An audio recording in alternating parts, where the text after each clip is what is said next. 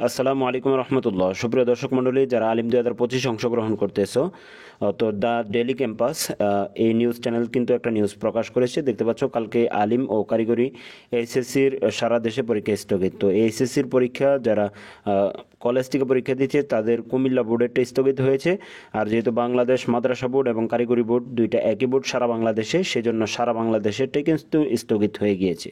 তো আগামীকাল বৃহস্পতিবার 10 জুলাই মাদ্রাসা শিক্ষা বোর্ডের সারা বাংলাদেশের আলিম পরীক্ষা স্থগিত করা হয়েছে। তো এখানে দেখতে পাচ্ছ, তো সারা বাংলাদেশের কিন্তু স্থগিত থাকবে, কারণ বাংলাদেশ মাদ্রাসা বোর্ড একটাই বোর্ড, এই জন্য এক জায়গায় আলাদা আলাদা করে প্রশ্ন দিয়ে তারা পরীক্ষা নেবে না। তো এক পরীক্ষা দিয়ে সারা বাংলাদেশে অনুষ্ঠিত হয়, সেজন্য স্থগিত করা হয়েছে। একই সঙ্গে কারিগরি এইচএসসি সারা দেশে স্থগিত করা হয়েছে।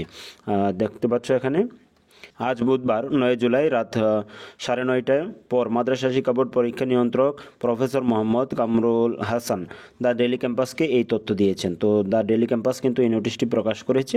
তো তোমরা নিশ্চিত থাকতে পারো, আগামী কালকে তোমাদের পরীক্ষা হচ্ছে না। তো সেই পরীক্ষা কখন হবে, সেই পরীক্ষা কখন অনুষ্ঠিত হবে, সেটা কিন্তু আবার নোটিশের মাধ্যমে জানিয়ে দেওয়া হবে। বাংলাদেশ মাদ্রাসা শিক্ষা বোর্ড থেকে নোটিশ প্রকাশ হবে। তো আমরা আমাদের চ্যানেলের মধ্যে সেই নোটিশটি তোমাদের জন্য দিব। তো সেই জন্য অবশ্যই তোমরা আমাদের চ্যানেলের পাশে থাকো। আর যেহেতু বন্যা হচ্ছে ফেনীতে এবং কুমিল্লাতে, তো সেক্ষেত্রে সারা বাংলাদেশে কিন্তু স্থগিত করা হয়ে গিয়েছে। তো তোমাদের আগামীকালকে পরীক্ষার কেন্দ্রেতে যাওয়া প্রয়োজন নেই।